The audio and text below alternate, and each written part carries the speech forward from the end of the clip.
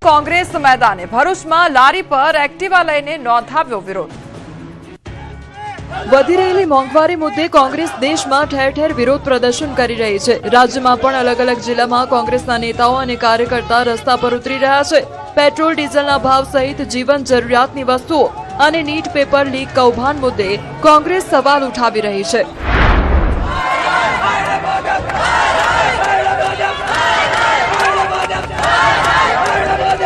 એવામાં ભરૂચ જિલ્લા કોંગ્રેસ પણ રસ્તા પર ઉતરી અને ભાજપ હાય હાયના નારા લગાવ્યા।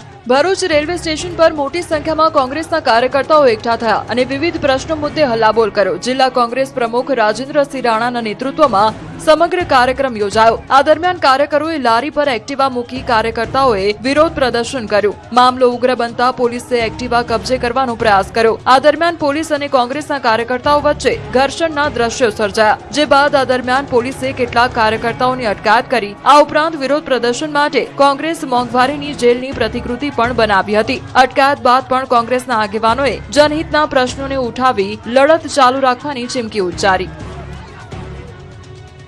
રાજકોટ વાસીને 2 વર્ષથી પડતી હાલાકીનો અંત। કરોડોના ખર્ચે બનેલો સાંઢિયા પુલ ખુલ્લો મુકાયો। રાજકોટ શહેર અને જામનગર તરફથી આવતા જતા વાહન ચાલકોની લાંબી પ્રતીક્ષાનો અંત આવ્યો છે। છેલ્લા 2 વર્ષથી જેની આતુરતાપૂર્વક રાહ જોવાઈ રહી હતી તે નવનિર્મિત 4 લેન સાંઢિયા પુલ હવે ખુલ્લો મૂકી દેવાયો છે। સાંઢિયા પુલ જનતા માટે ખુલ્લો મુકાયો છે। નાયબ મુખ્યમંત્રી હર્ષ સંઘવીએ પુલનું લોકાર્પણ કર્યું હતું। કરોડોના ખર્ચે બનેલા આ બ્રિજનું લોકાર્પણ કર્યા બાદ હર્ષ સંઘવીએ મેયર સહિતના પદાધિકારીઓ સાથે ખુલ્લી જીપમાં સવારી કરી બ્રિજનું નિરીક્ષણ કર્યું હતું। લોકાર્પણ થતાં જ હજારો વાહન ચાલકોને ટ્રાફિકની સમસ્યામાંથી રાહત મળી છે। અંદાજે દરરોજ 70,000 થી 1 લાખ જેટલા વાહનો આ પુલ પરથી પસાર થશે। કુલ 74.32 કરોડ રૂપિયાના ખર્ચે બનેલો આ પુલ છેલ્લા 2 વર્ષથી નિર્માણ હેઠળ હતો। 15 માર્ચ 2024ના રોજ શરૂ થયેલું કામ 13 જૂન 2026ના દિવસે પૂર્ણ થયું છે। 678 મીટર લંબાઈ અને 16.40 મીટર પહોળાઈ ધરાવતો આ પુલ રેલવે ટ્રેક પરથી 6.25 મીટર ઊંચાઈ પર બનાવવામાં આવ્યો છે। નવા 4 લેન બ્રિજનું લોકાર્પણ થતા લોકોમાં ભારે ઉત્સાહનો માહોલ જોવા મળ્યો હતો। છેલ્લા ઘણા સમયથી લોકોને જે હાલાકી ભોગવવી પડતી હતી તેનો સુખદ અંત આવ્યો છે। સિવિલ હોસ્પિટલથી માધાપર ચોકડી તરફ જતા વાહન ચાલકોને આ બ્રિજનો મોટો લાભ મળશે। રાજકોટમાં નાયબ મુખ્યમંત્રીએ ખોડલધામ ચેરમેન નરેશ પટેલ સાથે બંધ બારણે કરી બેઠક। જ્યારે નાયબ મુખ્યમંત્રી હર્ષ સંઘવી સાંઢિયા પુલનું લોકાર્પણ કરી સીધા ખોડલધામના ચેરમેન નરેશ પટેલને મળવા પહોંચતા રાજકોટનું રાજકારણ ગરમાયું હતું। 2027 વિધાનસભાની ચૂંટણી પહેલા રાજકોટના નાયબ મુખ્યમંત્રી હર્ષ સંઘવી અને ખોડલધામના ચેરમેન નરેશ પટેલ વચ્ચે થયેલી મુલાકાતે ગુજરાતના રાજકીય વર્તુળોમાં નવી ચર્ચાઓને જન્મ આપ્યો છે। નવા બ્રિજનું લોકાર્પણ કર્યા બાદ રાજકોટના સ્થાનિક ધારાસભ્ય સાંસદો સાથે હર્ષ સંઘવી નરેશ પટેલના નિવાસસ્થાને પહોંચ્યા હતા। તેમના ઘરે બંધ બારણે બંને નેતાઓ વચ્ચે લગભગ અડધો કલાકથી વધુ સમય સુધી ગુફ્તગુ થઈ હતી। બેઠકમાં ધારાસભ્ય રમેશ ચિલાડા, સાંસદ રામ મોકરિયા સહિતના નેતાઓ હાજર રહ્યા હતા। ત્યારે બંને દિગ્ગજોની મુલાકાતને લઈને અનેક પ્રકારની અટકળો ચાલી રહી છે। જો કે ધારાસભ્ય રમેશ ચિલાડાએ આ મુલાકાતને માત્ર શુભેચ્છા મુલાકાત ગણાવી છે, તો ખોડલધામના ચેરમેન નરેશ પટેલે પણ માત્ર સામાજિક ચર્ચાઓ થઈ હોવાનો દાવો કરી તમામ અટકળો પર પૂર્ણવિરામ મૂકી દીધું છે। માનનીય ઉપ મુખ્યમંત્રી શ્રી આજે શુભેચ્છા મુલાકાતે મારી ઘરે આવ્યા। બિલકુલ સામાજિક ચર્ચાઓ થઈ, ચા પાણી પીને છૂટા પડ્યા છે। આનાથી વિશેષ કોઈ વાત નથી થઈ। પરંતુ મુલાકાત બાદ રાજકીય ગલિયારાઓમાં વિવિધ ચર્ચાઓ કેમ તેજ બની તેની વાત કરીએ તો તાજેતરમાં નરેશ પટેલે ખોડલધામની જવાબદારીઓમાંથી નિવૃત્તિ લેવાની જાહેરાત કરી હોવાને કારણે આ મુલાકાત વધુ મહત્વપૂર્ણ માનવામાં આવી રહી છે। રાજકીય વિશ્લેષકોનું માનવું છે કે 2027ની ચૂંટણી પહેલા રાજ્યમાં નવા રાજકીય સમીકરણો રચાઈ શકે છે। તાલાલાના ધારાસભ્ય ભગવાન બારડનું છલકાયું દર્દ। રાજનીતિ છોડી દેવાની વાત કરી નામ લીધા વગર વિરોધીઓ પર કર્યા પ્રહાર। પ્રજા પ્રેમ આપે ત્યારે રાજનીતિ કરવી છે ભલાભાણા એ બેઠેલી પ્રજામાંથી કાલે 50% એમ કહે ને કે તમારે રાજનીતિ છોડી દેવાની, 1 સેકન્ડમાં છોડીને ઘરે આવતા હતા।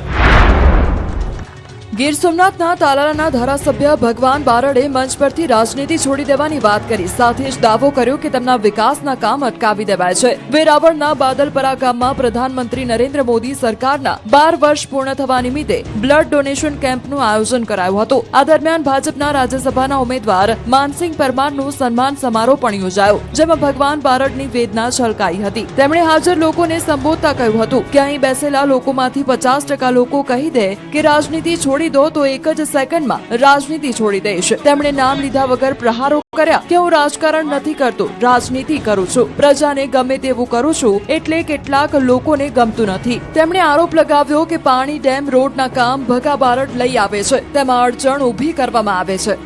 ભગા બારડના આ નિવેદનથી પણ રાજકીય માહોલ ગરમાયો છે. ચર્ચા એવી થઈ રહી છે કે પક્ષના વ્યક્તિ પર જ ભગા બારડે રોષ ઠાલવ્યો હતો. જો કે સાથે જ સવાલો પણ ઉઠ્યા છે કે પક્ષનું એ કોણ વ્યક્તિ હોઈ શકે જે ભગા બારડના અને આખરે તો જનતાના જ કામ અટકાવે છે. ગોવિંદભાઈ ખોટામાં મોટું કઈ વિસ્તાર માટે કામ લઈ આવું તો કે કરવા નથી દેવાનું, કાં તો ભગાભાઈ બારડ લઈ આવ્યો છે, ભાઈ પાણીનું હોય, એ ડેમનું હોય, સારા રસ્તાનું હોય. ગોંડલમાં વિઠ્ઠલભાઈ રાદડિયા જૂથ સેવા સહકારી મંડળીની 54મી વાર્ષિક સામાન્ય સભા મળી. રાજકોટના ગોંડલમાં સરદાર વલ્લભભાઈ રોડ પર કૈલાશબાગ સામે આવેલી પટેલવાડી ખાતે વિઠ્ઠલભાઈ રાદડિયા જૂથ સેવા સહકારી મંડળીની 54મી વાર્ષિક સામાન્ય સભા મળી હતી. કાર્યક્રમમાં મુખ્ય અતિથિ તરીકે અલ્પેશ કથિરિયાએ ખાસ હાજરી આપી હતી. સંસ્થાના પ્રમુખ જગદીશભાઈ અને મંત્રી રયાણીભાઈના માર્ગદર્શન હેઠળ યોજાયેલી આ સભામાં સ્વર્ગસ્થ વિઠ્ઠલભાઈ રાદડિયાને નતમસ્તક વંદન કરવામાં આવ્યું હતું. મંડળીએ આ વર્ષે 50 લાખ રૂપિયાનો માતબર ચોખ્ખો નફો કર્યો છે અને સારી ભંડારણ સુવિધા ઊભી કરી હોવાનો દાવો કરાયો. સાથે સહકારી ક્ષેત્રને વધુ મજબૂત બનાવવા, ખેડૂતો અને મહિલાઓને આર્થિક રીતે સશક્ત બનાવવા તેમજ વિકસિત ભારત 2047ના સપનાને સાકાર કરવા સહકારી માળખાની ભૂમિકા અંગે વિસ્તૃત ચર્ચા કરવામાં આવી. સુરતનું ભૂતિયા ડિમોલેશન કોર્પોરેશને જ કર્યાનો મંત્રી પ્રફુલ્લ પાનસેરિયાનો ધડાકો, તો એસએમસી કમિશનરને દિલ્હીનું તેડું.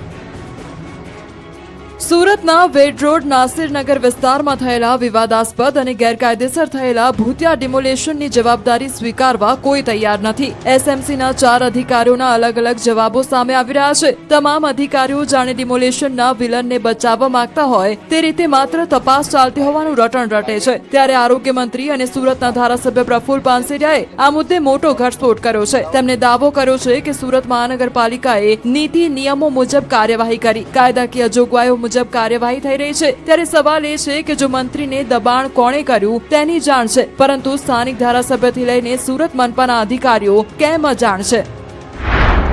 એ ડિમોલેશન એ એક જે તે પ્રાઇવેટ તો ન કહી શકે પણ સંસ્થા છે.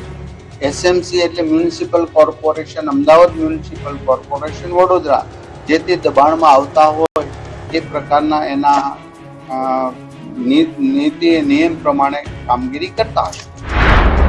બીજી તરફ તપાસ કમિટીની રચના થયાને 70 કલાકથી વધુ સમય થઈ ગયો છે, પરંતુ હજી સુધી કોઈ રિપોર્ટ આવ્યો નથી.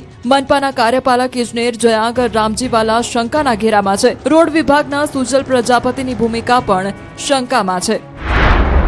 આ વિવાદના પડઘા પીએમઓ સુધી પડ્યા છે. મામલો હવે સ્થાનિક કક્ષાએથી નીકળીને દેશના સર્વોચ્ચ વહીવટી કેન્દ્ર સુધી પહોંચી ગયો છે. Surat municipal commissioner M Nagarajan અચાનક જ તમામ સરકારી કાર્યક્રમો પડતા મૂકીને દિલ્હી પહોંચી જતા સચિવાલયથી લઈને મનપાના ગલિયારાઓમાં ફફડાટ વ્યાપી ગયો છે. સૂત્રોના જણાવ્યા અનુસાર દિલ્હીથી સીધું તેડું આવતા કમિશનરને તાબડતોબ દોડવું પડ્યું છે. એસએમસી કમિશનર એન નાગરાજને દિલ્હીનું તેડું આવ્યું છે તો કમિશનર એન નાગરાજન પાસેથી વિગતો લેવાઈ છે. જવાબદાર અધિકારીઓ સામે તપાસ કરવા જણાવાયું છે. કમિશનર 2 અધિકારીઓ સામે લઈ શકે છે કડક પગલાં. ત્યારે હવે જોવાનું એ રહ્યું કે શું મોટા માથાઓ સામે કડક પગલાં લેવાશે. સુરત બાદ વડોદરામાં ભૂતિયા ડિમોલેશનને લઈને આક્રોશ, તંત્રએ તપાસ શરૂ કરી. કોઈ પરમિશન લીધી નહીં. અમારી ઓયડો આવાસની અમને આપેલી તે અત્યારે કને પૂછીને ઓયડો તોડી કાઢી. હવે અમારે રહેવું કઈ?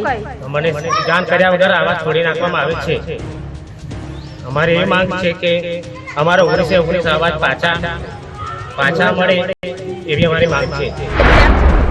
આ આક્રોશ અને લાચારી છે બેઘર થયેલા વડોદરાના લોકોની. હજુ સુરતના નાસિરનગરમાં ભૂતિયા ડિમોલેશનનું કોકડું ઉકેલાયું નથી. ત્યાં વડોદરાના ડેસરના મેરાકુવા ગામે રાતડિયા નજીક સરદાર આવાસ તોડી પડાતા લોકોમાં આક્રોશ ફાટી નીકળ્યો છે. અહીં આવાસમાં રહેતા લોકોના મકાન, નોટિસ કે કોઈ પણ જાતની જાણ કર્યા વગર તોડી પડાતા લોકો રાતોરાત છત વગરના થઈ ગયા છે. લોકો ઘર-બાર વગરના થઈ ગયા છે. બીજી તરફ તંત્રએ દાવો કર્યો કે વૃક્ષારોપણ કરવા માટે જર્જરિત આવાસો હટાવાયા. વીજળી પાણીની સુવિધા ન હોવાથી લાભાર્થીઓ ઘણા સમયથી રહેતા ન હતા. મેરાકુવા સરપંચે આવાસો તોડી પાડ્યા હોવાનો સ્થાનિકોનો આક્ષેપ છે. લાભાર્થીઓએ ડેસર તાલુકા પંચાયત કચેરી ખાતે આવેદનપત્ર પાઠવ્યું, પરંતુ આ બાબતે તંત્ર એકબીજા ઉપર આપી રહ્યું છે ખો. સત્તાવાર રીતે કોઈ પણ યોગ્ય જવાબ આપવા તૈયાર નથી. 15 વર્ષ પહેલા 19 સરદાર આવાસ બનાવાયા હતા. લાભાર્થીઓ પાસે આવાસ માટે જમીન ન હોવાથી સરકારી પડતર જમીનમાં પ્લોટિંગ કરીને ફાળવવામાં આવ્યા હતા.